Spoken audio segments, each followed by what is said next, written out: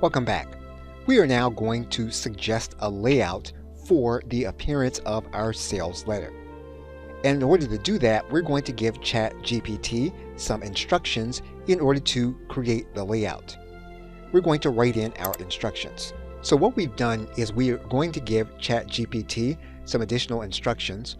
We want the chatbot to give us a layout. We want it to include the images that we have mentioned in this conversation. We want it to position the sales video that we've mentioned in this conversation.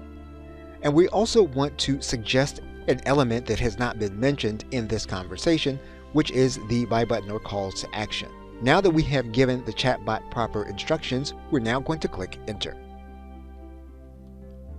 What we're now going to do is we're going to attempt to get ChatGPT to rewrite the last sales letter in the context that it has just given us for the layout. So rather than ask the chatbot to remember, we're just going to cut and paste that same sales letter.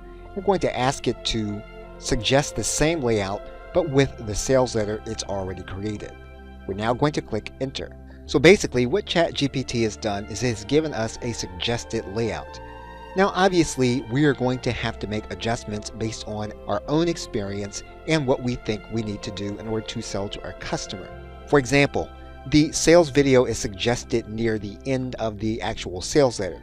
Typically, the sales letter is going to be closer to the beginning or sometimes at the very top. But you do have a starting point to begin your sales letter, and you have a suggestion on how it should be laid out and in the order in which the content should be placed, including the images. Okay, so with that, thanks, and I will see you in another video.